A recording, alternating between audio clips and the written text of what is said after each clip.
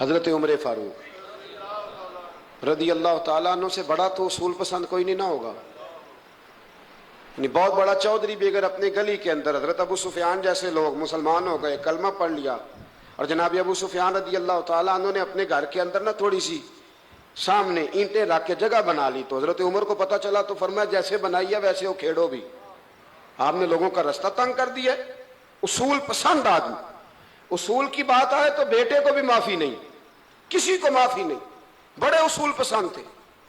ایک دن لوگوں نے کہا عمر تو بڑا اصول پسند ہے، پر یہ مسجد نبی کی گلی میں جو نبی پاک کے چچا حضرت عباس کا پرنالہ لگا ہوا ہے اور وہ سب لوگوں کے کپڑے کیچڑ سے بھر دیتا ہے، وہ پرنالہ نہیں نظر آتا؟ گلی میں لگا ہے. اب تو ہمارے پرنالے اور طرح کے ہیں نا، تو جو حرم شریف میں آپ میزاب رحمت ہے وہ دیکھا نا آپ نے، وہ پرانے زمانے میں جو لوہے کے پرنالے ہوتے تھے، تو وہ واقعی پوری گلی جو تھی نا وہ گزر کوئی نہیں سکتا تھا. اتنا اچھا شاور ہوتا ہی کوئی نہیں تھا جتنا وہ ہوتا تھا. وہ بڑا تگڑا قسم کا پرنالہ ہوتا تھا، تو کوئی شے نہیں گزر سکتی تھی بڑی دیر تک. بارش کے رکنے کے بعد بھی ساری چھت سے جب تک پوری مٹی اور پوری توڑی ساری نہیں نہ اتر جاتی تھی تب تک وہ پرنالہ نہیں سانس لیتا تھا. تو پرنالہ بہتا تھا، اور وہاں سے بڑا مین گلی تھی مسجد کو آنے کی. لوگوں کے کپڑے آلودہ ہو جاتے. ایک دن لوگوں نے حضرت عمر سے کہا یہ پرنالہ نہیں نظر آتا، یہ نہیں اصول پسندی؟ تو جناب عمر فاروق رضی اللہ تعالیٰ عنہ فرمانے لگے اتار دیتے ہیں پرنالہ، یہ بھی اصول پسندی ہے، اتارتے. حضرت عمر فاروق نہ گئے، اور شارحین نے لکھا ہے کہ اونٹ کے اوپر بیٹھ کر آپ نے یوں پکڑ کے نا پرنالہ کھینچا، اور جناب عباس کے گھر والوں سے فرمانے لگے 4 کونے ہوتے ہیں گھر کے، چھت کے 4 کونے ہیں، کسی اور میں لگا لو پرنالہ کو، ضروری ہے کہ نمازیوں والی گلی پہ لگایا جائے؟ یہ کہہ کے آ گئے. کسی کی جرت تھی بات کرے؟ حضرت عباس آئے تو لوگوں نے آ کے کہا کہ عمر نے پرنالہ کھیڑ دیا اور فرمایا کہ 4 کونے کہیں اور لگا لو. تو حضرت عباس مسکرائے. لوگوں نے کہا مسکراتے کیوں ہو؟ فرمانے لگے کوئی مسئلہ نہیں، عمر خود آ کے لگا کے جائے گا، جیسے وہ کھیڑا ہے ویسے.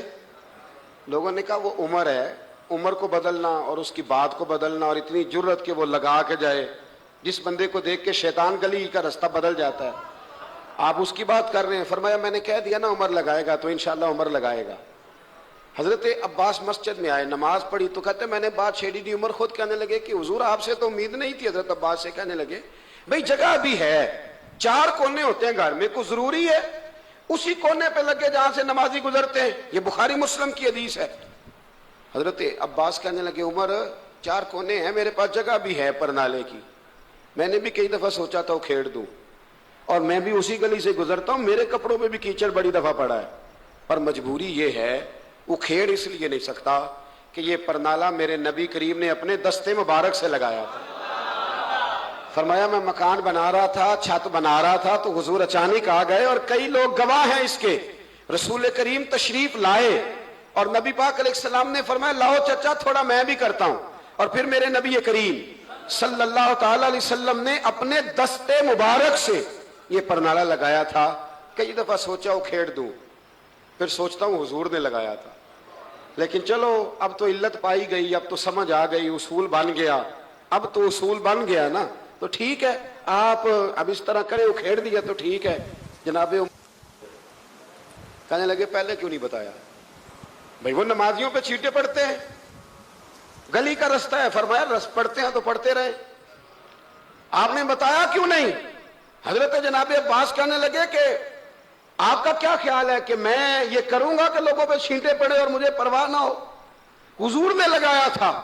حضرت عمر فاروق نے نا جناب عباس کا بازو تھاما، تن تندور تے ہڈاں دا بالن، بازو تھاما اور تھام کے نا اسی جگہ لے گئے جہاں پرنالہ کھیڑا تھا.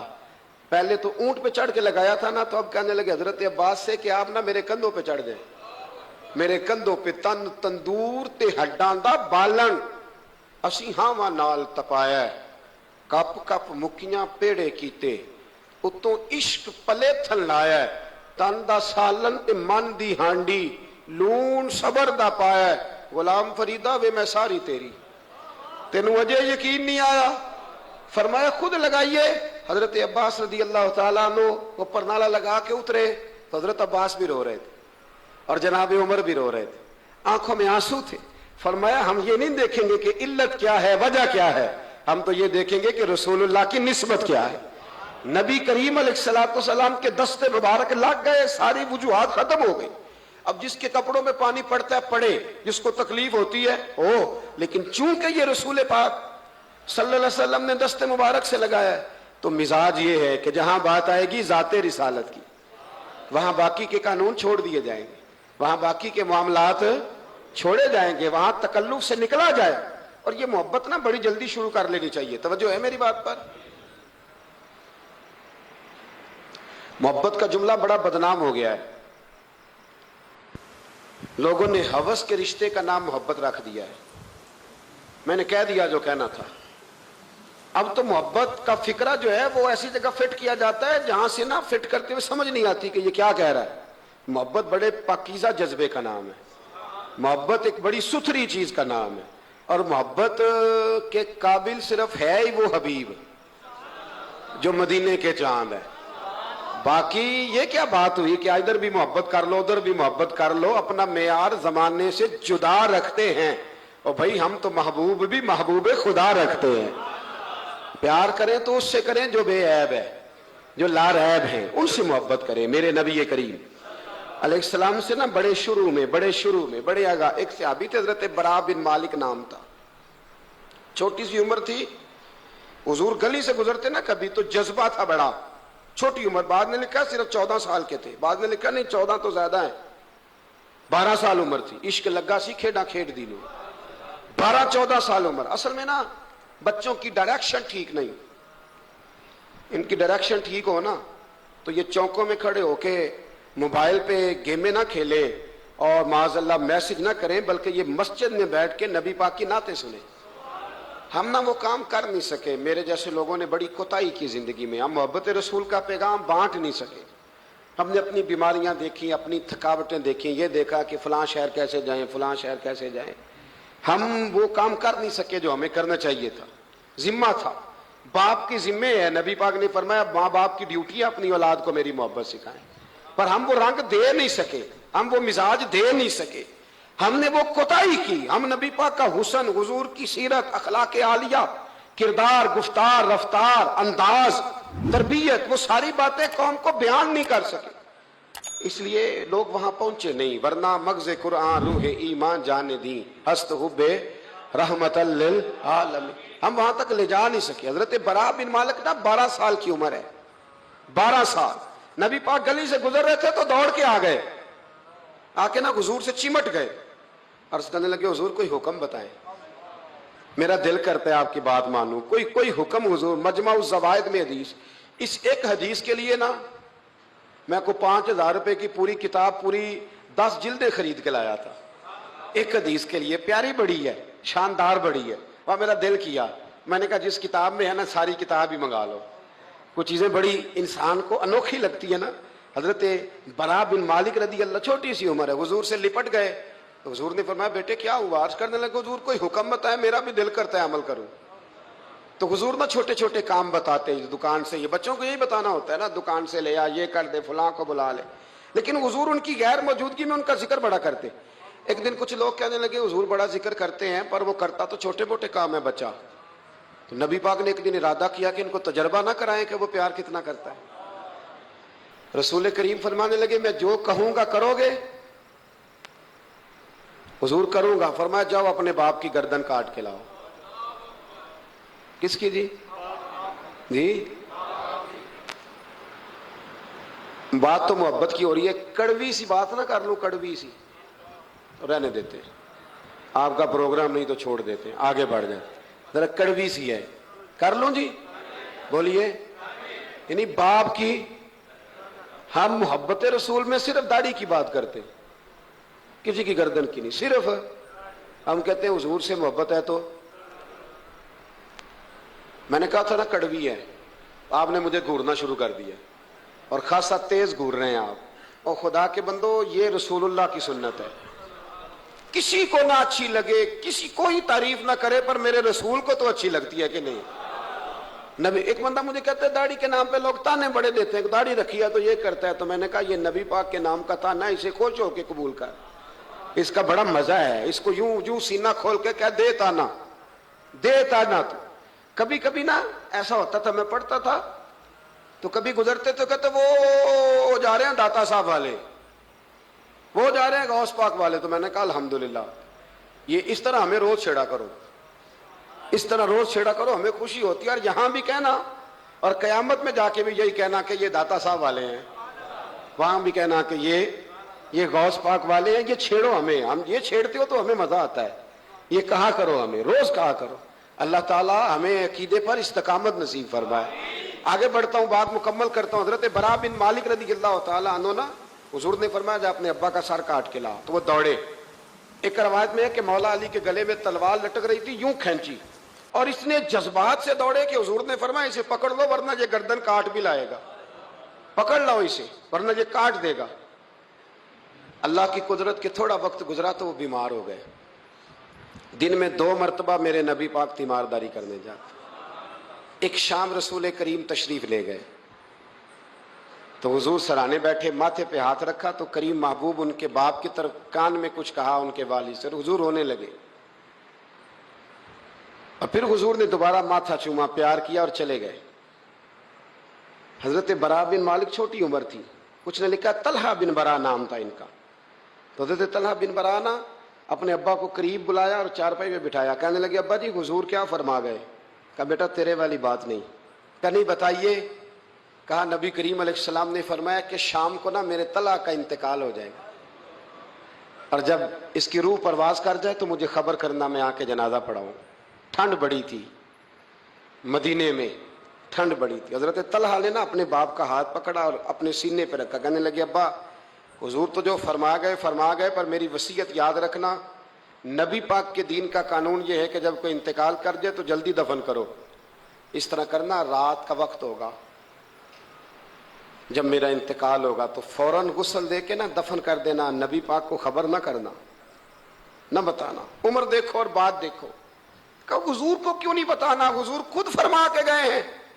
تو کہنے لگے رات کا وقت ہوگا تو جن گلیوں سے حضور نے گزر کے آنا ہے نا وہ یہودیوں کے محلے ہیں. ایسا نہ ہو کہ میرے جنازے کی وجہ سے کوئی یہودی میرے نبی کو تکلیف دے دے، میرے جنازے کی وجہ سے، جنازے کی وجہ سے.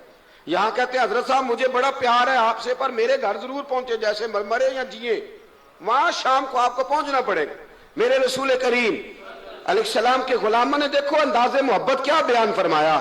کہا نبی پاک کو تکلیف نہ ہو میری وجہ سے، میرا جنازہ خود ہی پڑھ کے مجھے دفن کر دینا.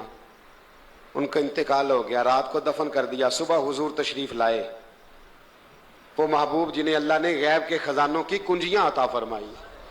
فرمایا بتایا کیوں نہیں، مجھے بتاتے میں خود جنازہ پڑھتا، میں خود نہ قبر میری تے میرے اپیرا جے کر پاوے پھیرا، قبر دے اندروں ہڈیاں اٹھ کے مجرا کر سن تیرا. کہا بتایا کیوں نہیں، خبر کیوں نہیں کی، میں جنازہ پڑھتا، میں خود پہنچتا. تو باپ رو پڑے، عرض کرنے لگے حضور میرا تو پتر تھا، میرے لیے اس سے بڑی سعادت کیا ہوتی کہ آپ جنازہ پڑھاتے، پر اس نے وصیت کر دی کہ حضور کو بتانا نہیں، تکلیف ہوگی. نبی کریم فرمانے لگے بتاؤ مجھے اس کی قبر کہاں ہے. اور یارو غور کرنا، ساری دنیا گنبد خضرا روضہ رسول پہ اور نبی پاک ایک غلام کی قبر پہ تشریف لے گئے. خود نبی کریم گئے اور آج حضور نے دعا انوکھی فرمائی. فرمایا اے اللہ جب میرا طلحہ تجھ سے ملے نا تو ذرا اس سے مسکرا کے بات کرنا جو تیری شان کے لائق. رسول اللہ کی محبت، نبی پاک کی غلامی، رسول اللہ کا پیار. اعلیٰ حضرت کہتے ہیں جان ہے عشق مصطفیٰ، روز فضو کرے خدا. او بھائیو جس کو ہو درد کا مزہ وہ نازے دوا اٹھائے کیوں. اور اعلیٰ حضرت فرماتے ہیں جلنا تو ہے، کوئی دولت کے لیے جلتا ہے، کوئی شہرت کے لیے جلتا ہے، کوئی اقتدار کے لیے جلتا ہے. فرمانے لگے اے عشق تیرے صدقے جلنے سے چھٹے سستے، جو آگ بجھا دے گی وہ آگ لگائی ہے، جو ساری آگ بجھا دے گی وہ. حضور کے غلام تھے حضرت ابو بصیر ان کا نام تھا. حضرت ابو بصیر رضی اللہ تعالیٰ عنہ نا حضور کے غلام تھے تو قید تھے، مکہ مکرمہ میں قید تھے. ادھر میرے نبی پاک نے معاہدہ کر لیا قریش مکہ کے ساتھ حدیبیہ کے مقام پر کہ اگر کوئی مسلمان بھاگ کے مکے سے مدینے آئے گا تو مدینے والے پناہ نہیں دیں گے. یہ بھی عشق کا امتحان ہے کہ جس سے آپ محبت کریں وہ پناہ ہی نہ دے. میں تو کہہ چکا ہوں نا کہ آپ صرف ٹائم نہ دیں تو تعلق ختم ہو جاتا ہے. پناہ نہیں دینی، نبی پاک صلی اللہ علیہ وسلم نے وعدہ کر لیا کہ پناہ کس کو نہیں دینی؟ بول کے بتائیے. کافر تو پناہ لینے آ ہی نہیں رہا تھا, کس نے لینے آنا تھا؟ سارے بولیے. فرمایا کہ میں پناہ نہیں دوں گا جو وہاں سے آئے گا. حضور نے وعدہ کر لیا. حضرت ابو بصیر بھاگے آئے, اور صحابہ کہتے ہیں جب آئے نا تو ان کے ہاتھوں پیروں میں بھی زنجیریں باقی تھیں. حضرت ابو جندل کے ساتھ بھی ایسا ہوا, پر وہ حدیبیہ میں ہوا. لیکن یہ مدینے آئے, زنجیریں تھیں, خون بہ رہا تھا, اور تڑپ کے روئے, یا رسول اللہ مجھے بڑا مارتے تھے وہ. حضور میں جیل توڑ کے بھاگا ہوں. ابھی اللہ کے رسول ان کی بات سن ہی رہے تھے کہ 4 بندے قریش مکہ کا خط لے کے آ گئے. آپ کا وعدہ تھا آپ پناہ نہیں دیں گے. کتنا مشکل مقام ہے. ایک غلام بھاگ کے آ جائے. میں کہا کرتا ہوں کہ صرف آپ ساتھ لے کے نہ جائیں آئیں تو لوگ کہتے ہیں کہ میرے سے تو دلچسپی چھوڑ گئے. حالانکہ اصل محبت اس کی ہوتی ہے کہ محبوب توجہ بھی نہ کرے, پر وہ کہے کہ میری تو ڈیوٹی غلامی کرنا ہے نا. یہ اصل محبت ہے, یہ عین محبت. میں نے آپ کو پہلے بھی کئی دفعہ کہا, میرے حضرت صاحب رحمۃ اللہ علیہ کچھ بندوں کو اٹھ کے ملتے اور کچھ آتے تو سلام بھی پورا سا لیتے. میں نے ایک دن کہا حضور سارے ہی مرید ہیں, پیر بھائی ہیں, تو کچھ سے آپ بڑا اٹھ کے بغل گیر ہوتے ہیں, پیار کرتے ہیں, کچھ سے صرف ٹھیک ہے گزارا ہو جائے گا. تو حضرت صاحب فرمانے لگے یہ جو میں جس سے بالکل سلام نہیں نہ لیتا اس سے مجھے پیار زیادہ ہے, اور اس کا بھی مجھ سے پیار. میں نے کہا جی وہ کس طرح؟ کہنے لگے کچھ بندے ایسے ہوتے ہیں پروٹوکول نہ دو تو ڈر ہوتا ہے بھاگ جائیں گے, اور کچھ کا پتہ ہوتا ہے کہ جوتے بھی مارو تو یہ ہمارا, یہ جا نہیں سکتا کہیں, جوتے بھی مارو تو کہیں جائے گا, یہ اس کو کسی پروٹوکول کی ضرورت. جس نے پروٹوکول مانگا اس نے تو گویا کہا کہ میں آپ عزت کریں گے تو آؤں گا, نہیں کریں گے تو نہیں آؤں گا. تو یہ آدھے ہاتھ سے سلام لیتے ہیں, کبھی بھی نہیں بٹھایا ساتھ, چل ٹھیک ہے بھاگ جا اپنا کام کر, لیکن ہے میرا, کہیں جا سکتا, اس نے ادھر ہی رہنا ہے. اس لیے کچھ لوگوں کو پروٹوکول کی کوئی ضرورت نہیں ہوتی. کچھ کہتے ہیں میں گیا ہوں تو ملے ہی نہیں, میں پیار ہی نہیں کیا. تو بھئی یہ ابھی آپ کچے ہیں, آپ کو پکا ہونا چاہیے, ابھی پختگی کی ضرورت ہے. سمجھے جو بات عرض کرنے لگا. حضرت ابو بصیر وہاں کھڑے ہیں, نبی کریم علیہ الصلوۃ والسلام کے پاس وہ خط لے کے. کتنا مشکل مرحلہ تھا. ایک بندہ بھاگ کے آیا ہے, زنجیریں ہیں, خون ہے, سفر ہے, رو رہا ہے, تڑپ رہا. حضور مجھے نہ بھیجیے گا, یہ مجھے مارتے ہیں. میرے رسول کریم کو جب خط ملا تو حضور فرمانے لگے ابو بصیر تو جانتا ہے کہ میں اپنے وعدوں کا پکا ہوں, تجھے پتا ہے اب چونکہ میں نے معاہدہ کیا ہے کہ میں نہیں پناہ دوں گا وہاں سے بھاگ کے آنے والوں کو, تو نہیں دوں گا, لہذا تم واپس جاؤ. حضرت ابو بصیر نے آنکھیں کھول کے دائیں بائیں دیکھا تو صحابہ کی گردنیں جھک گئی. نبی کریم علیہ السلام کی آنکھوں میں بھی آنسو چمکے کہ اے اللہ کتنا مشکل مرحلہ آتا ہے میدان محبت میں. فرمایا واپس جانا پڑے گا. حضرت ابو بصیر واپس نکل رہے ہیں تو رو رہے ہیں. جب بالکل مسجد سے نکلنے لگے تو عرض کرنے لگے یا رسول اللہ آپ کا ذمہ کہاں تک ہے, یہ پناہ نہ دینے کی بات کہاں تک ہے؟ تو حضور نے فرمایا مدینے کی سرحد تک. مدینے کی, اس سے باہر تو عام اجازت ہے جس کا جہاں دل کرے. حضور نے بس کہہ دیا مدینے کی سرحد تک میرا ذمہ, میں پناہ نہیں دوں گا کسی. کہا حضور پہ ٹھیک ہے. روتے تڑپتے. مولا علی راوی ہیں, وہ کہتے ہیں کہ میں نے اس دن جتنا اپنے وجود پہ صبر کیا شاید پہلے کبھی کیا ہو. میرے اندر سے جذبہ جہاد کے شعلے اٹھتے تھے. حضور حکم کرے یہ 2-3 ہزار بندہ تو میں اونٹ کے پیچھے باندھ کے لا کے مصطفیٰ کی خدمت میں پیش کر دوں. حضور حکم تو کرے, لیکن بس حضور کا حکم تھا کہ بس جانا ہے. تو حضرت ابو بصیر چلے گئے. مدینے کی سرحد ختم ہوئی نا, ذرا آگے بڑھے. وہ 4 بندے تھے, ان کے پاس تلواریں بھی تھی, نیزے بھی تھے, تیر بھی تھے, خود بھی تھے, سارا کچھ انہوں نے تھا. اور حضرت ابو بصیر نہتے تھے. جب آگے تھوڑا سا بڑھے نا تو آپ نے نا ایک کی تلوار چھین لی, اور چھین کے ایک کی گردن پر تلوار ماری تو باقی 3 ویسے ہی بھاگ گئے. ایک روایت میں ہے کہ 2 کو ڈھیر کر دیا, 2 نکل گئے, بھاگ گئے. اب مدینے حضور پناہ نہیں دیں گے, مکے جا نہیں سکتے. ایک مقام ایس تھا, امام بہقی نے اس کو لکھا ہے, مقام ایس تھا. وہاں کھجوروں کے باغ تھے, ٹھنڈے پانی کے چشمے تھے. حضرت ابو بصیر نے وہاں ڈیرا لگا لیا, اور وہ راہ وہ تھی جو رستہ مدینے کو جاتا تھا, جو رسول اللہ کے مدینہ منورہ کو جاتا تھا. اس راہ میں حضرت ابو بصیر بیٹھ گئے. اب جو مکے سے بھاگتا نہ ظلم و ستم تھے وہ حضرت ابو بصیر کے پاس آ کے ڈیرا لگا لے. آہستہ آہستہ بندے 70 ہو گئے, پھر تعداد آگے بڑھی تو بندے 300 ہو گئے. اب یہ مکے والے یہ کرتے تھے کہ مدینے والوں کو قافلہ مکے کے پاس سے گزرتا تو ان کا سامان رکھ لیتے، پریشان کرتے. اب انہوں نے پتا کیا کیا، کو مکے کا قافلہ مدینے کے پاس سے گزرتا تو یہ اس کا سامان رکھ لیتے. اس کو کہتے تنگ کرتے ہو. اب چونکہ حضور کا ذمہ تو مدینے تک ہے. سالوں بیت گئے.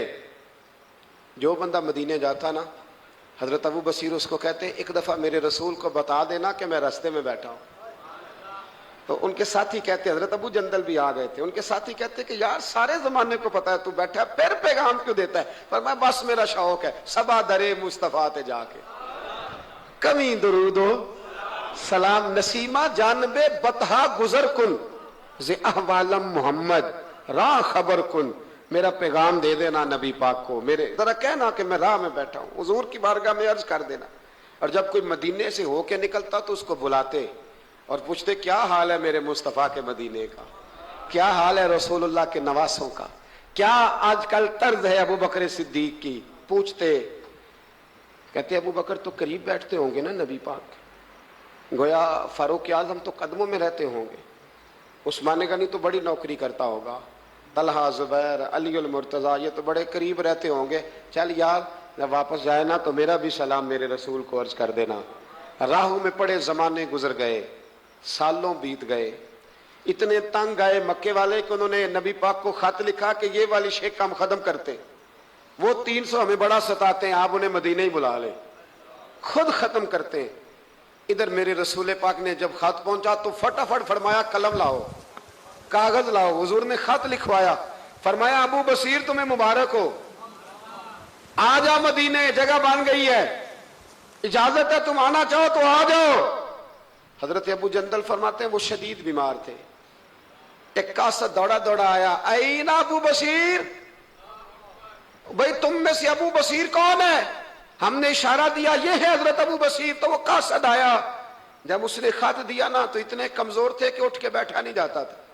وہ خط پڑھا تو ان کی آنکھوں میں کھل کے آنسو آئے اور کہنے لگے ابو جندل ادھر آ، یہ خط تو پڑھ.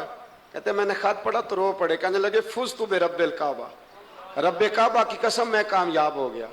یہ دیکھ میرے نبی کا نا پیغام آ گیا ہے، دیکھ پیغام آیا ہے، حضور کا پیغام آیا کہ تو آ جا. یہ لفظ کہے، کلمہ پڑھا، روح پرواز کر گئی. کلمہ فزت برب اللہ، سجنا سا توڑ دی بھائی تے جان دیتی راہ تیرے، پرواز کر گئی روح. پھر میرے محبوب کے صحابہ نے وہاں مسجد بنائی جہاں انہیں دفن کیا. حضرت ابو جندل نے وہاں مسجد بنائی اور پھر میرے رسول ان کی قبر میں تشریف لائے. حضور نے دعائیں فرمائی. صاحبو، جن لوگوں نے نبی پاک علیہ السلام سے محبت کی، انہوں نے ذات رسالت کے ساتھ، حضرت ام حبیبہ تھی نا، جب آپ نبی پاک کی ذات سے پیار کرتے ہیں تو پھر آپ کے لیے دین پہ عمل کرنا بھی آسان ہوتا ہے. پھر کوئی بات ماننی مشکل ہے. بھئی ہمارا تو بیٹا، ہم پیار کرتے ہیں تو بیٹا سارا کچھ منوا لیتا ہے. منواتا ہے کہ نہیں منواتا؟ بیٹی نہیں منوا لیتی. تو کیا جب حضور سے پیار کریں گے تو دین ہم سے سارا کچھ نہیں منوا لے گا؟ سارا کچھ منوا لیتا ہے. حضرت ام حبیبہ، صحیح سند کی روایت عرض کر رہا ہوں، حضرت ام حبیبہ حضور کی زوجہ ہیں، جناب ابو سفیان رضی اللہ تعالیٰ عنہ کی صاحبزادی ہیں. مدینہ منورہ پیغام آیا کہ ابو سفیان وصال کر گئے، انتقال ہو گیا. بیٹی کے لیے خبر آئی کہ باپ فوت ہو گیا. 3 دن عدت گزری تو چوتھے دن ام المومنین حضرت ام حبیبہ اٹھی، غسل کیا، دھلے ہوئے کپڑے پہنے اور اپنے جسم کو خوشبو لگائی. عورتیں کہنے لگی آپ کو پتہ ہے نا تانے ملتے ہیں کہ 3 دن ہوئے ابا فوت ہوا ہے اور ام حبیبہ اٹھ کے فٹافٹ یہ کام کر لیا. تو آپ فرمانے لگی مجھے کوئی ضرورت نہیں، باپ کا غم میرے دل میں ہے. پر میرے نبی پاک نے فرمایا جو بی بی اللہ اور آخرت پر ایمان رکھتی ہے نا، وہ سوائے اپنے شوہر کے کسی کا سوگ 3 دن سے زیادہ نہ منائے. جو اللہ اور اس کے رسول پر اور آخرت پر ایمان رکھتی ہے وہ اپنے شوہر کے علاوہ کسی کا سوگ 3 دن سے زیادہ، مرد کے لیے بھی یہی حکم ہے کہ 3 دن سے زیادہ سوگ، چلو کوئی آ گیا فاتحہ پڑھنے تو فاتحہ پڑھ لیں لیکن 3 دن کے بعد کام کرے. حضرت ام حبیبہ کہنے لگی نہ میں نے کہیں جانا تھا نہ میرے گھر میں مہمان آنے تھے، پر چونکہ میرے نبی کا حکم ہے لہذا یہ جو میں نے کیا ہے نا یہ میں نے اپنے محبوب کی محبت میں کیا ہے. اب مجھ پر دین پہ عمل کرنا کوئی مشکل ہے نہیں، اب آسان ہو گیا. حضور سے پیار کریں. اس کا طریقہ یہ ہے کہ نبی کریم کی حدیثیں سیکھیں، سیرت کو پڑھیں. نبی رحمت علیہ السلام کے زندگی کے واقعات کو سنیں، کان لگائیں، کوئی اچھی نعت پڑھے تو اس پر توجہ کریں۔ علامہ اقبال کہا کرتے تھے اگر لوگوں کے دلوں میں حضور کی محبت پیدا کرنی ہے تو میلاد کی محفلیں زیادہ کرو اور بچوں کو نبی پاک کی سیرت زیادہ سناؤ، اور اگر چاہتے ہو تمہارے اپنے دل میں بہت زیادہ محبت پیدا ہو تو درود و سلام زیادہ پڑھو۔ یہ اصل ہے، اصل دین ہے، روح دین۔ اپنی زندگی میں اس محبت کے لیے زیادہ جگہ بنائیں۔ باقی جتنی محبتیں یہ تنگ کریں گی، قبر میں پریشان کریں گی، اور اگر نبی پاک کی محبت ہوئی تو اعلیٰ حضرت فرماتے ہیں لحد میں عشق رخ شاہ کا داغ لے، ہم نے اندھیری رات سنی تھی تو چراغ لے کے چلے، اندھیری رات سنی تھی تو چراغ لے کے چلے۔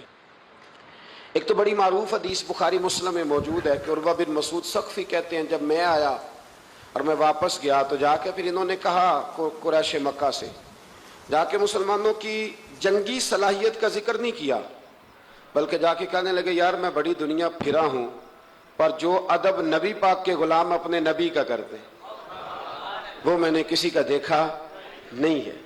دوسری روایت بخاری مسلم میں حضرت انس بن مالک رضی اللہ تعالیٰ عنہ کی ہے۔ حضرت انس بن مالک رضی اللہ تعالیٰ عنہ ارشاد فرماتے ہیں کہ نبی پاک علیہ السلام کے جب ایام وصال قریب آئے نا تو حضور مسجد میں آنا جانا کم فرما دیا تھا، کئی دن حضور تشریف نہیں لاتے تھے، تبھی علالت کے باعث۔ یہ بھی اللہ تعالیٰ کی قدرت کاملہ ہے۔ فرماتے ایک دن نا پیر شریف کا دن تھا اور فجر کی جماعت تھی اور جناب ابو بکر صدیق نماز پڑھا رہے تھے۔ اچانک نا حضور کا دل کیا غلاموں کو دیکھنے کو، تو حضور نے نا حضرت عائشہ صدیقہ کے مکان کے حجرے کا پردہ سرکا کے نا تو غلاموں کو دیکھا۔ اب تو ماشاءاللہ بہت سارے لوگوں نے مدینے کی زیارت کر لی ہے۔ آپ جانتے ہیں کہ یہاں کر کے ان کا مکان ہے تو یہاں اگر سامنے امام کھڑا بھی ہو تو مقتدی دیکھ بھی لے پردہ سرکا ہے تو یہ پہلے والے دیکھ لیں گے جو قریب ہیں، آخری والے تو نہیں نہ دیکھ سکتے۔ میری طرف دیکھیں نا یار، ہاں نہ تو کرے نا، اب تو اتنی تو گرمی اللہ نے کی نہیں اس رمضان میں، اتنی تو گرمی کی نہیں، جتنا ٹھنڈ میں بھی سو جاتے ہو، سخت گرمی ہو پھر بھی سو ہی جاتے ہو۔ مہربانی کرو نا، تھوڑا جاگو، اللہ آپ کو جزائے خیر عطا فرمائے۔ میں جو بات کر رہا ہوں اس پہ غور کرو۔ بھائی یہاں سے پردہ سرکایا کسی نے تو یہ 5 7 10 جو قریب کے نمازی ہیں وہ تو دیکھ لیں گے، تو وہ جو صف کے اینڈ پہ ہیں وہ کیسے دیکھیں گے، اور صف کا جو امام ہے وہ کیسے دیکھے گا؟ اور حدیث میں بخاری مسلم سے پیش کر رہا ہوں۔ حضرت انس بن مالک کہتے ہیں نبی پاک نے جب پردہ سرکا کے چہرہ انور دکھایا نا تو فرماتے ہیں ہمیں یوں لگا کہ قرآن کا صفحہ کھل گیا ہے۔ آپ فرماتے ہیں جب ہمیں لگا نا قرآن کا صفحہ کھل گیا تو حضرت ابو بکر صدیق نے چاہا کہ نماز چھوڑ کے پیچھے آ جائے تاکہ حضور امامت کرائیں، تو حضرت انس بن مالک فرماتے ہیں اجتماعی طور پر سب کا یہاں تک ہم پہنچ گئے تھے کہ شاید چند سیکنڈ اور گزریں گے تو ہم نماز توڑ دیں گے، فرض نماز توڑ دیں گے۔ ویسے کسی صوفی کا شعر پڑھیں تو لوگ اعتراض کرتے ہیں، اب حدیث سنا کے پڑھ لو خیر ہے، ویسے کسی صوفی کا شعر پڑھیں تو لوگ کہتے ہیں تو دیکھو جی بابے نے کیا کہہ دیا، یہ حدیث بخاری ہے، بابا اس کا ترجمہ کرتا ہے۔ حضرت خواجہ صاحب فرماتے ہیں نماز پڑھا کہ میں تیں وال ویکھاں،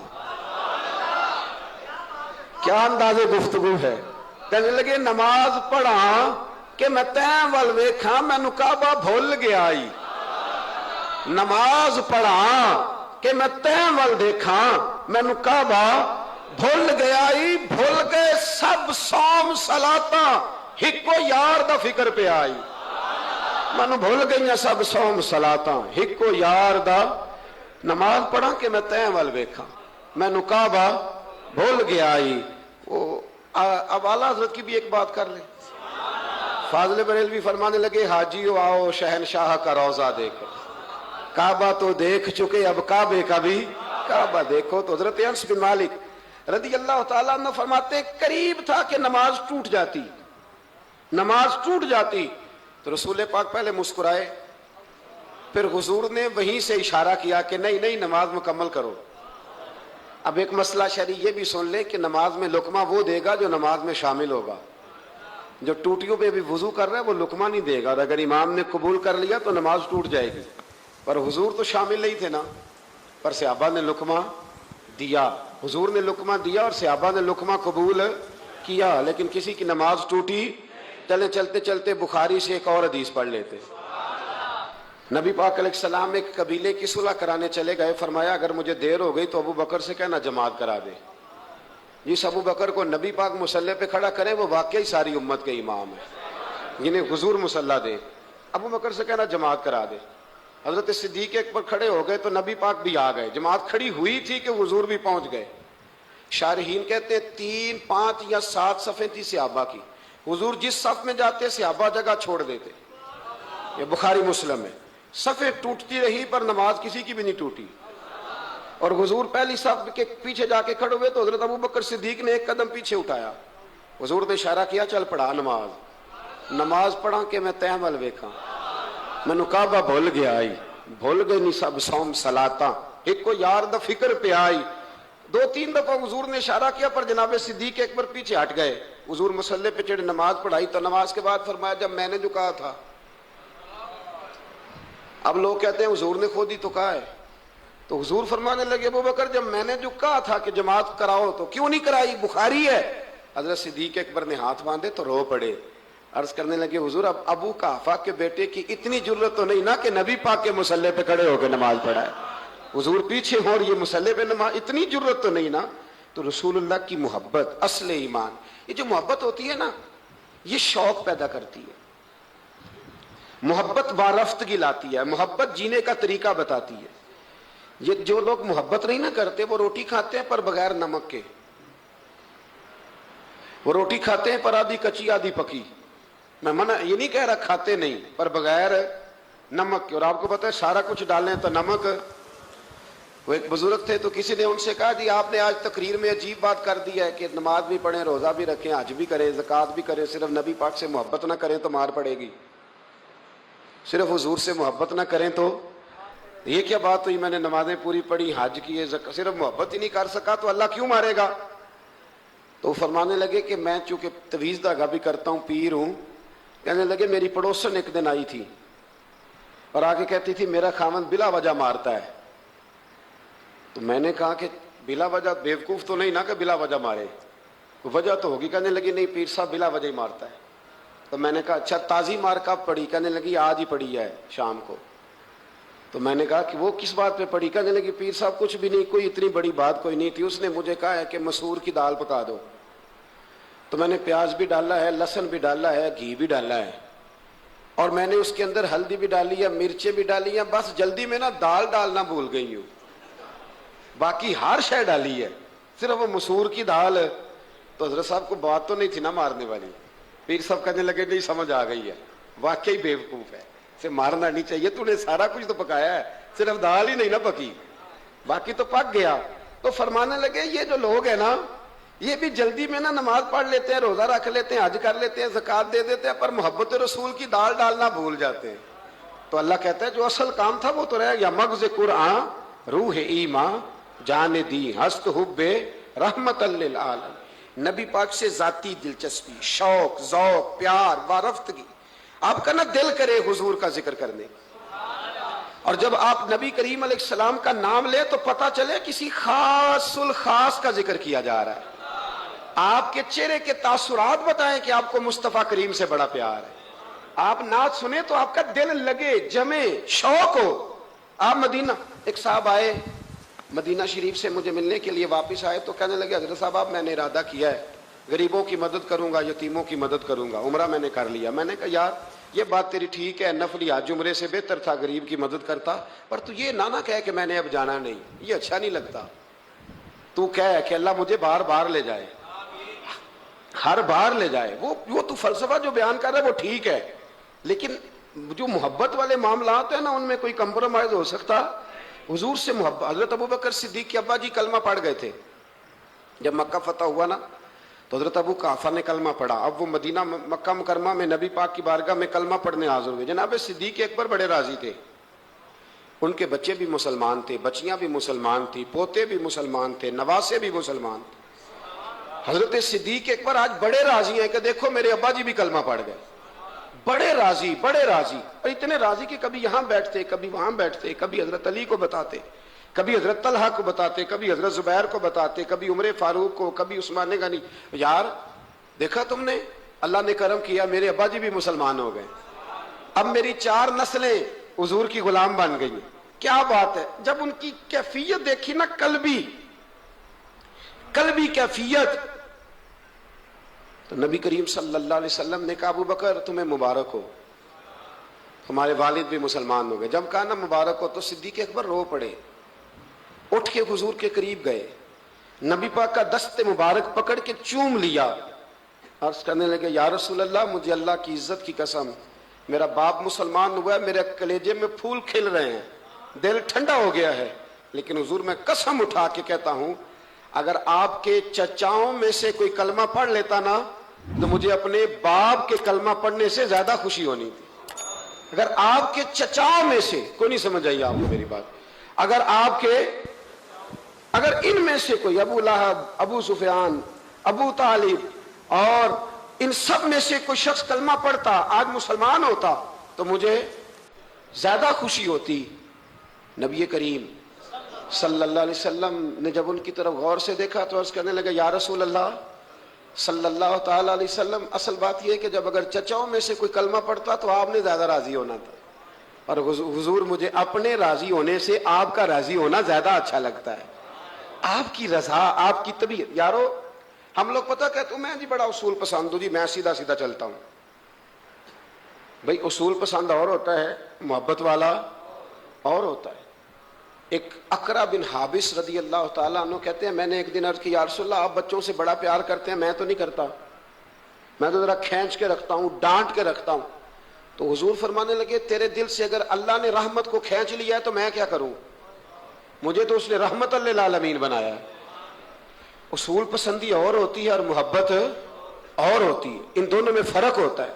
ہم لوگ کہتے ہیں جی میں اصول پسند ہوں جی, پابندی سے نماز پڑھتا ہوں, روزہ سیدھا سیدھا چلتا ہوں جی, میں اس چکر میں نہیں پڑھتا کہ میں غلامی کروں, میں محبت کروں, میں نعت پڑھوں, میں محفل میں جاؤں, یہ کام میں نہیں کرتا.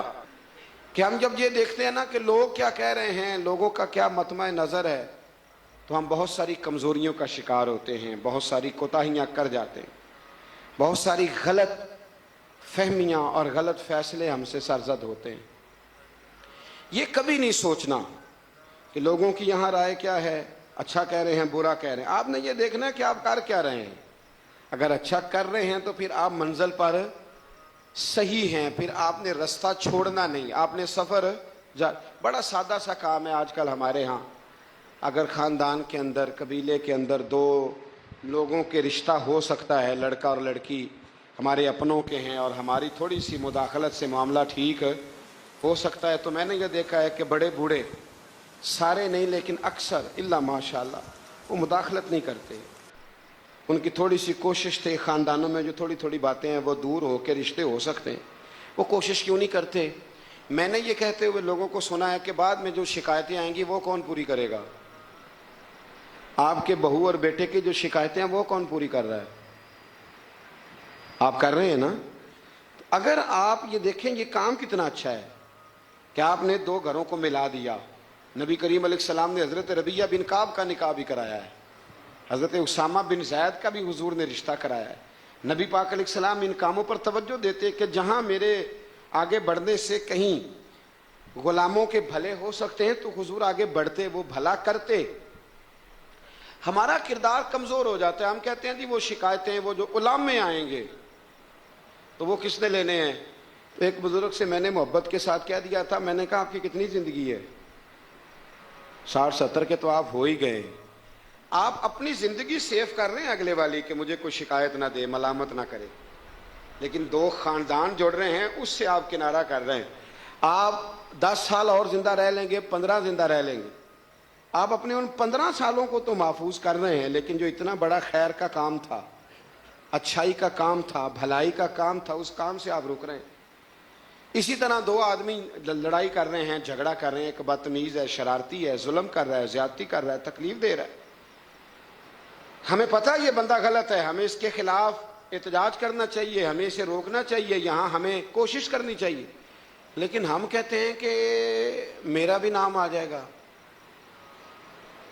تو وہ اس کے بارے میں لگا ہوا ہے نا. تو بھائی یہ یاد رکھیں مکافات عمل ہے, اگر شر کو روکا نہیں جاتا تو شر پھیل جایا کرتا ہے.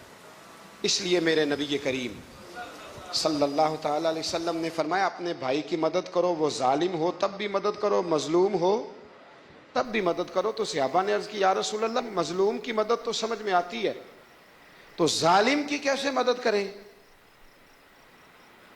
اگر بھائی ظالم ہو تو پھر بھی مدد کرو، تو مظلوم کی مدد تو سمجھ میں آئی، تو یہ جو ظالم بھائی ہے اس کی کیسے مدد کریں؟ تو حضور نے فرمایا اسے ظلم کرنے سے روک دو، یہ بھی تمہارے لیے اس کی مدد ہوگی کہ تم نے اسے بہت بڑے ظلم اور زیادتی سے روک دیا ہے۔ اسے سمجھاؤ کہ یہاں تم غلط ہو، یہاں تمہارے اندر کوتاہیاں پائی جاتی ہیں، تو اسے منع کر دو، یہ بھی تمہاری مدد ہے۔ ہم کیا کہتے ہیں؟ ہم کہتے ہیں کہ مینوں کی لگے، میرا بھی ذکر آئے گا، میرا بھی، تو بھی ایسا نہیں ہوتا۔ شر کو روکنا ہے، برائی کو روکنا ہے، پھر اس رستے میں اگر کوئی شخص ملامت کرتا ہے تو اس ملامت کی پرواہ نہیں کرنی، یہ قرآن مجید کا حکم ہے۔ حضرت ابو ذر غفاری رضی اللہ تعالیٰ عنہ کہتے ہیں کہ دار ارقم میں نا صحابہ کرام چھپ چھپ کے نمازیں پڑھتے تھے، اور یہ بھی آپ یاد رکھ لیں کہ جب تک نبی پاک صلی اللہ علیہ وسلم نے اعلان نبوت نہیں کیا تھا تو حضور سارے مکے والوں کی آنکھوں کے تارے تھے، سارے صادق اور امین کہتے تھے، اور جب حضور نے کہا قولوا لا الہ الا اللہ، کہو کہ اللہ کے علاوہ کوئی معبود، اب کیا ہوا ہے؟ اب دو مسئلے ہوئے، ایک تو کچھ لوگوں کے مفادات کو ٹھیس پہنچی، اب انہیں ظلم چھوڑنے پڑیں گے، دین پہ آئیں گے تو ایک ہی صف میں کھڑے ہو گئے محمود و ایاز، نہ کوئی بندہ رہا نہ کوئی بندہ نواز، تو سب کو ایک ہونا پڑے گا، ایک صف میں آنا پڑے گا، ایک جگہ قائم رہنا پڑے گا۔ اب لوگوں کے مفادات کو ٹھیس پہنچتی تھی، وہ جو ظلم کرتے تھے، غلاموں کو بیچتے خریدتے تھے، ان پر زیادتیاں کرتے تھے، بچیاں دفن کرتے تھے، قبضے کرتے تھے، غریب کا مال لوٹ لیتے تھے، اب یہ سارے مفادات صرف انہیں بت نہیں چھوڑنے پڑتے تھے، انہیں اپنے سارے جرم چھوڑنے پڑتے۔ وہ کیا کرتے تھے؟ اس حوالے سے کہ اب ہمیں بڑا کچھ چھوڑنا پڑے گا، وہ واپس آ جاتے تھے، بیک ہو جاتے تھے۔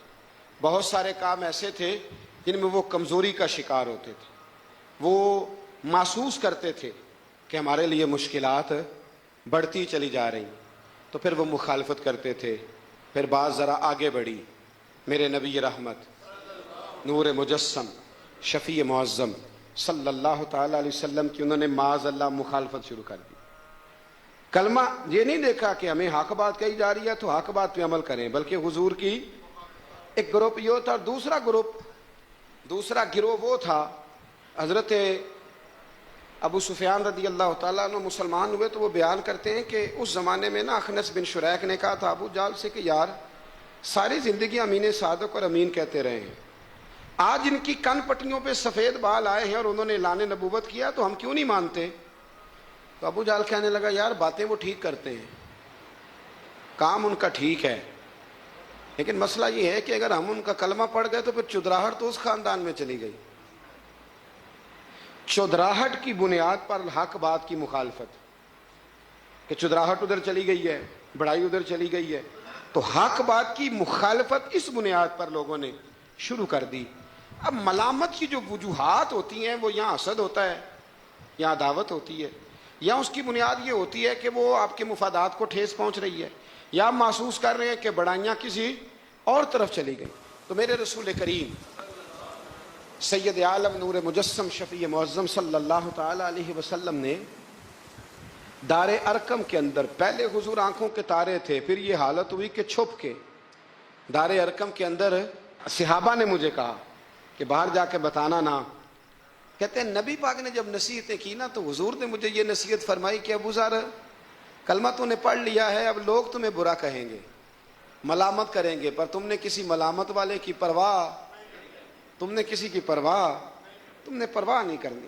کہتے میں نے وعدہ کر لیا۔ حضرت ابو ذر غفاری رضی اللہ تعالیٰ عنہ ارشاد فرماتے ہیں کہ میں نے حضور سے وعدہ کر لیا کہ اب میں کسی کی پرواہ۔ اب جب میں باہر نکلنے لگا تو صحابہ میں سے بعض نے مجھے مشورہ دیا کہ ابھی بتانا نہ کسی کو، کیونکہ یہاں لوگ ملامت کرتے ہیں، برا کہتے ہیں، مارتے ہیں۔ تو حضرت ابو ذر کہتے ہیں میں نے ان کی طرف پلٹ کے دیکھا، پلٹ کے، اور میں نے کہا بھائی اب جو جس کے دل میں آتا ہے وہ کہے، गुलामी कर ली है तो अब कर ली है, कलमा पढ़ लिया है तो अब पढ़ लिया है। अब जिसने जो कहना है वो कहे, जो करना है वो करे, बात खत्म हो गई। अब तय जो कर लिया है, अब तेरे हो जो गए, अब तेरे साथ निस्बत हो जो गई तो अब तेरे हैं। और कहने लगे मैंने हुजूर से वादा किया है कि अब मैं किसी की परवाह ना करें। दाता गंज बख्श अली अजमेरी रहमतुल्लाह अलैह फरमाया करते थे कि हक बात पर और सच्चे रास्ते पर चलने का तो मजा ही तब आता है जब दिल टूटता है, जब तकलीफ होती है। तो रब फरमाता है मुझे ढूंढना हो तो टूटे हुए दिलों के पास ढूंढा करो, मैं टूटे हुए दिलों के पास मिलता हूँ। मुझे ढूंढो तो वहां जाके ढूंढो, मैं टूटे हुए दिलों में मिलता हूँ, वहां मुझे तलाश करो, मैं वहां मिलूंगा। जब आपकी लोग मुजम्मत करते हैं, जब आपको लोग बुरा कहते हैं और आप होते हैं हक पे, फिर मजा कितना आता है, फिर लुत्फ कितना आता है। आप बज़ाहिर तकलीफ में होते हैं लेकिन वो जो आपके अंदर की, और फिर आपको वो चीजें महसूस करने भी मजा आता है कि नबी कितनी तकलीफ में रहे, रसूल कितनी। एक बात मैंने सूरह आराफ में देखी, उसको कभी कभी देखता हूं तो मैं बरता हैरत में गुम हो जाता हूं कि ये भी होता है। हजरत मूसा अल्लाह के बड़े लाडले नबी हैं यार, वो पैगंबर, रब करीम के वो रसूल कि जिनका अल्लाह ताला ने कुरान मजीद के कमो बेश हर पारे में तज़किरा फरमाया है। और अल्लाह के वो लाडले नबी जिनके लिए रब करीम ने दरिया को कहा कि रास्ता छोड़ दे, 12 रास्ते बन गए। अल्लाह के वो नबी जिनके लिए अल्लाह ने मन्नो सलवा नाजल फरमाया। अल्लाह के वो रसूल जो पत्थर पर अपना असा मारे तो अल्लाह 12 चश्मे पानी के जारी फरमा दे।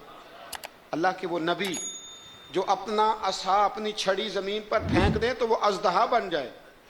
हजरत सैयदना मूसा कलीम, और सबसे बड़ी बात यह जिनसे रब खुद बातें फरमाए, अल्लाह जिनसे कलाम फरमाए।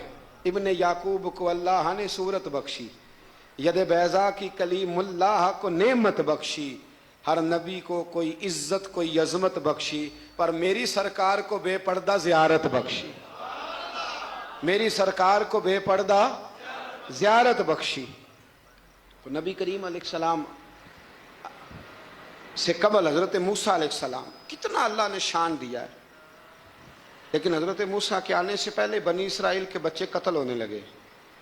आपने सारी बात सुनी हुई है, फिरौन ने ख्वाब देखा था, फिर बच्चे कत्ल कराने लगे कि वो बच्चा पैदा ना हो।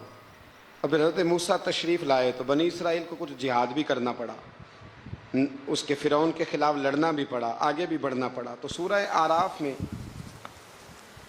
मफहूम आयत यह है कि एक दिन बनी इसराइल वाले हजरत मूसा से कहने लगे कि माज़अल्लाह आपके आने से पहले भी हम तकलीफ में थे और आपके आने के बाद भी हम अजियत में हैं। बड़ा मुश्किल नहीं ये लफ्ज़ किसी का बयान करना किसी के लिए कि आपके सबब से गोया हमारे बच्चे कत्ल हुए और आपके सबब से अभी भी हम तकलीफ में हैं, हम अजियत में आए हैं। मेरे भाइयों, फिर सच कहा था ना हजरत साद बिन उबादा ने, या रसूल अल्लाह हम हजरत मूसा की कौम नहीं, हम हजरत मूसा की कौम नहीं जो आपसे कहेंगे आप लड़ेंगे आपका रब लड़े। हुजूर हम तो आपके गुलाम हैं, आप जहां जहां इशारा करते जाएंगे हम सर कुर्बान करते जाएंगे। हम वो नहीं है जो कहेंगे आप लड़ें और आपका रब लड़े। हुजूर हम हाजिर हैं और हाजिर रहेंगे, जाने देंगे, गर्दने कटाएंगे। हाजिर हैं और हाजिर, बोलिए हाजिर हैं और हाजिर। गुलामाने मोहम्मद जान देने से नहीं डरते, ये सर कट जाए या रह जाए कुछ परवाह नहीं करते। तो रसूल करीम सल्लल्लाहु ताला अलैहि वसल्लम से कबल आप देखिए हजरत मूसा के लिए इतनी बड़ी बात कर दी जनाब मूसा की कौम, कि हजरत मूसा फिर भी दीन हक की बात करने से पीछे हटे। ये अल्लाह के बंदों का तरीका रहा है कि वो मलामत की परवाह, किस किस सूफी को बुरा नहीं कहा गया। आप सूफिया के हालात पढ़ के देख लें, उन पर फतवे हैं, किसी पर कोई है और किसी पर कोई है। आप उलमा, सब उलमा को निकाल के देख लें, किसी पर लोगों ने कोई चार्जशीट लगा दी है, किसी पर कोई फतवा दे दिया है, किसी पर कोई बात कर दी। लोग मखलूक तो फनकार है इस दर्जा के पल भर में, संगे दरे काबा से भी असनाम तराशे, तुम कौन हो क्या चीज़ है दागे कबाबी। लोगों ने तो मरियम पे भी इल्ज़ाम तराशे। लोग क्या करते हैं, लोग मशाइख पर इल्ज़ाम लगाते हैं, बुरे इल्ज़ामात माज़अल्लाह। आला हज़रत फ़ाज़िल बरेलवी ने बाज़ لوگوں پر فتوے دیے تھے. یہ بڑا مشکل کام ہوتا ہے لوگوں کی اصلاح کی بات کرنا. اعلیٰ حضرت نے 4 بڑے لوگ تھے جن کو لوگ بڑا جانتے تھے، ان کی غلطیوں پر انہیں تنبیہ کی اور کہا کہ اگر آپ رجوع کر لیں، توبہ کر لیں تو آپ کے لیے دروازہ بھی کھلا ہے. لیکن سب زور لوگوں نے اس بات پہ لگا دیا کہ وہ شدت پسند تھے. ملامت کی، ان کے خلاف کتابیں لکھی، جانے کیا کیا کہا. ان کی اس ایک بات کو لے کر جو کہ عین حق تھی، لوگوں نے شدت پسند کہا. اور جو فاضل بریلوی نے ساری زندگی عشق رسول کا درس دیا، جو 1000 سے زیادہ کتابیں لکھی، جو انہوں نے رسول اللہ کے ترانے لوگوں کو یاد کرائے، جو انہوں نے ہر عنوان پر قلم اٹھایا، لوگ ان کی خدمات کو بھول گئے. یاد رکھو، تنقید کی اینک لگا کے دیکھو گے تو ساری دنیا غلط ہی نظر آئے گی، اور محبت کے ساتھ دیکھو گے تو اللہ نے کائنات میں بڑا حسن رکھا ہوا ہے. رب کی مخلوق بڑی پیاری ہے، بڑی شاندار ہے، بڑی بندہ نواز ہے. میرے علیہ الصلوۃ والسلام کے غلاموں میں جتنے لوگ بھی تھے، ان سب کے، یہ جو ہمارا خیال ہوتا ہے نا کہ سارے لوگ ہمیں اچھا کہے، یہ خیال سرے سے درست ہے ہی نہیں. ساری دنیا مسلمان ہو گئی، اللہ کو ماننے لگی ہے، حضور کا کلمہ پڑھنے لگی ہے، تو آپ کو سارے اچھا کیسے کہہ دیں گے؟ جب رب رسول کے بارے میں ابھی سارے لوگ کلمہ نہیں پڑھتے، مطیع اور فرما بردار، تو آپ کا یہ دعویٰ کیسے ہے؟ آپ یہ کیسے محسوس کرتے ہیں؟ حضرت جنید بغدادی رحمت اللہ علیہ ایک شخص کا جنازہ پڑھ کے فارغ ہوئے تو لوگوں نے کہا حضور بڑا ہی اچھا آدمی تھا، ہر بندہ اس کی تعریف کرتا ہے. آپ فرمانے لگے غلطی ہو گئی، اس کا جنازہ نہیں پڑھنا چاہیے تھا. یہ تو ذو معنی بندہ تھا، ذو وجہین تھا، 2 منہوں والا تھا، جس کے پاس جاتا تھا اسی کا ہو جاتا تھا. اس نے تو سب کو راضی رکھنے کی پالیسی اختیار کی ہوئی تھی، لہذا یہ درست نہیں تھا. اگر یہ بندہ سچا ہوتا، حق بات کہتا، تو لوگ اس کے مخالف بھی ہوتے. اگر یہ صحیح رستے پر ہوتا تو لوگ اسے برا کہنے والے بھی ہوتے. تو چونکہ یہ درست نہیں تھا، باتیں چھپاتا تھا، غلطیاں کرتا تھا، جدھر جاتا تھا اسی کا ہو جاتا تھا، لہذا کوئی اسے برا نہیں کہتا. تو اس کا مطلب یہ ہے کہ یہ حق بات نہیں کہتا تھا. حضرت جنید بغدادی خود ایک دن گزر رہے تھے گلی سے، مرید شاگرد عقیدت مند ساتھ تھے. تو ایک شخص نے آپ سے کہا معاذ اللہ ثم معاذ اللہ، کہنے لگا او زندیق، یعنی اے بے دین، او زندیق. جب اس نے یہ لفظ کہے نا تو آپ کے شاگردوں کو بڑا برا لگا، غصہ آیا. حضرت جنید بغدادی رحمت اللہ علیہ نے پلٹ کے اس شخص کی طرف دیکھا تو آپ ہنسے. فرمانے لگے یار سارے بغداد کو میرا ایک ہی نام یاد تھا کہ میں دیندار ہوں، تو نے اچھا کیا ایک اور نام بھی یاد کرا دیا ہے. چلو ایک اور نام بھی لوگوں کو یاد ہو گیا، پہلے سارے بغداد کو میرا بولیے ایک ہی نام پتا تھا کہ جنید بڑا اچھا کیا تو نے. حضرت مولانا ظفر الدین صاحب بہاری ملک العلماء، انہوں نے بخاری کی شرح لکھی ہے، اعلیٰ حضرت رحمت اللہ علیہ کے خلیفہ تھے. مولانا ظفر الدین بہاری رحمت اللہ تعالی علیہ، آپ فرماتے ہیں کہ اعلیٰ حضرت کو نا بے شمار خط آتے تھے. اب تو ٹیلی فون کا رواج ہے، تو اس زمانے میں خطوط ہی، ویسے خط بھی بڑا شاندار ہوتا تھا، بندہ سوچ سمجھ کے تو لکھ لیتا تھا نا. تو بڑے خط آتے تھے اعلیٰ حضرت کو، خطوط پر ہی آپ جواب دیا کرتے تھے. خط آتے، کسی نے کسی لقب سے پکارا ہے، کسی نے کسی نام سے پکارا ہے، کسی نے ایک خط آیا تو اس میں بڑے غلط لفظ لکھے تھے، بڑے بڑے غلط جملے، معاذ اللہ ثم معاذ اللہ، ملامتی لوگ جو ملامت کرنے والے ہوتے ہیں، انہوں نے بڑی تکلیف پہنچائی تھی. تو اعلیٰ حضرت فاضل بریلوی رحمۃ اللہ تعالیٰ علیہ کے خلیفہ مولانا ظفر الدین صاحب بہاری رحمۃ اللہ علیہ نے وہ خط جب پڑھا تو بڑا غصہ آیا، بڑا جلال. اعلیٰ حضرت رحمۃ اللہ علیہ فرمانے لگے کیا ہوا؟ عرض کی اور اس نے بڑے برے لفظ لکھے ہیں، میں اس پر مقدمہ کروں گا، کیس کروں گا، عدالت جاؤں گا. تو اعلیٰ حضرت فرمانے لگے وہ پہلے جس نے پیارے لفظ لکھے ہیں پہلے اس کے لیے انعام کا اعلان کرنا، پہلے کوئی جائیداد دے، کوئی تحفہ دے، پھر اس پر مقدمہ بھی کر لینا. فرمایا اگر اتنے لوگ اچھا کہہ رہے ہیں تو 2-4 ایسے ہیں بھی، تو میں یہ کہا کرتا ہوں چلو نظر نہیں لگتی. کیا ہوتا ہے بولیے، اللہ کرے آپ کو سمجھ آئے. چلو نظر نہیں لگتی، کو 2-4 ہوں بھی تو نظر کوئی حرج نہیں، نظر نہیں لگتی.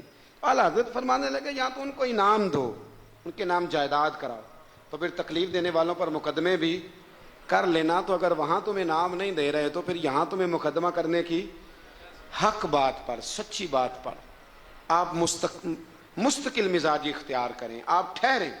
پھر آپ کو کوئی کیا کہہ رہا ہے, کوئی آپ کے بارے میں کیا بیان کر رہا ہے, پھر آپ اس بات سے نکل آئیں, پھر آپ اس سے نکلیں. میرے نبی رحمت نور مجسم شفیع معظم صلی اللہ تعالی علیہ وسلم طائف کے بازار بھی چلے گئے تھے, عکاظ کی منڈیوں میں بھی حضور چلے گئے.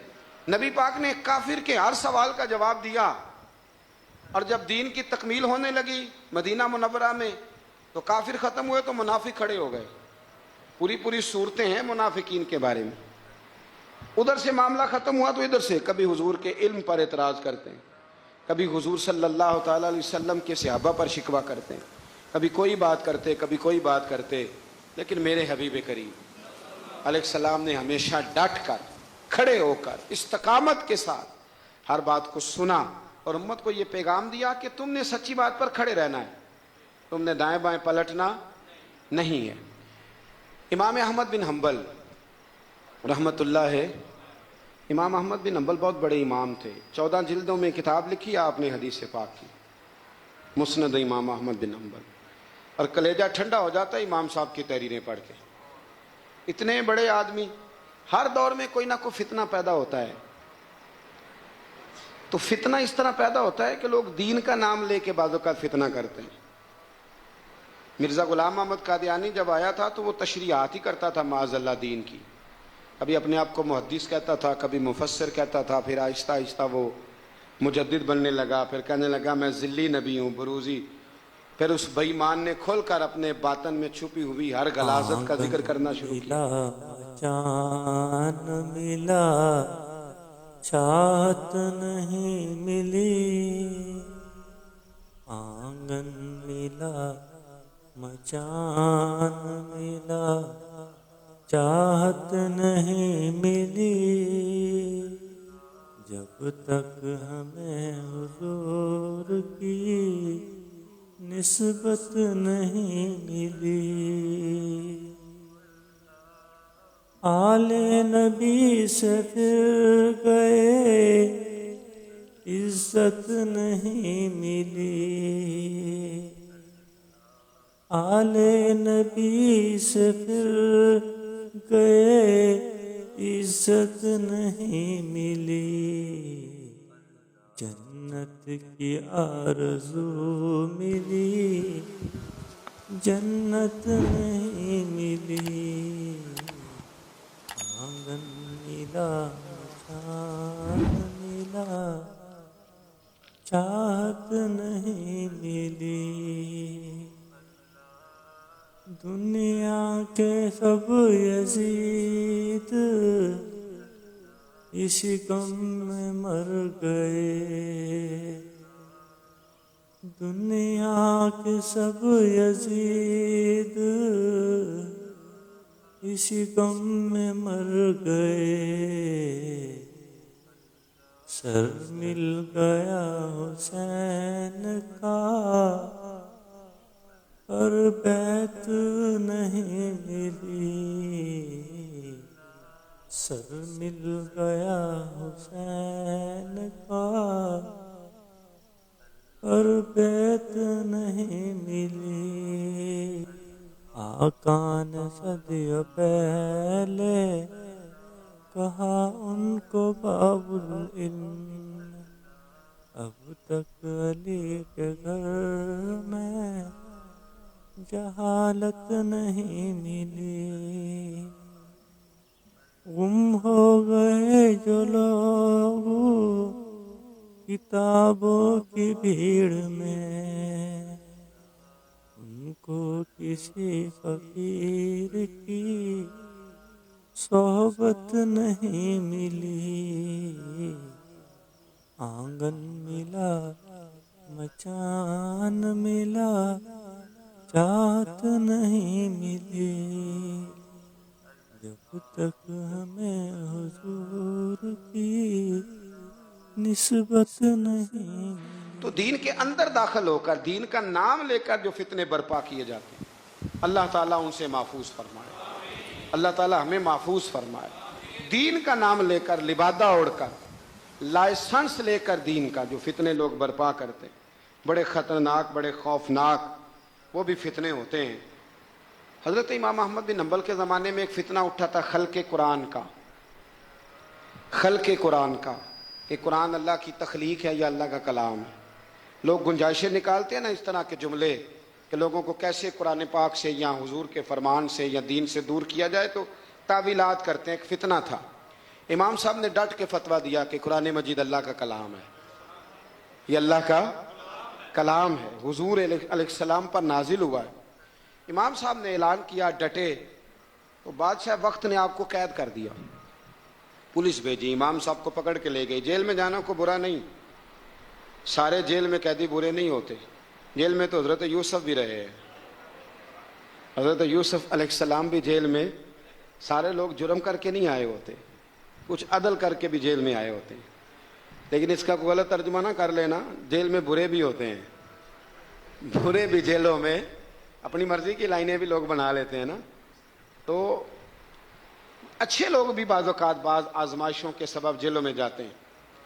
امام احمد بن حنبل کو جب گرفتار کر کے لے گئے نا، تو امام صاحب کچھ دن جیل میں رہے، جب واپس تشریف لائے امام احمد بن حنبل رحمۃ اللہ علیہ، جب آپ واپس تشریف لائے تو آپ کے صاحبزادے کہتے ہیں کہ ابو الحسن نام کا ایک چور تھا، ابو الحسن نام کا پکا چور تھا۔ پکے چوروں کا بھی سب کو پتا ہوتا ہے نا، سارا بغداد جانتا تھا کہ پکا چور ہے۔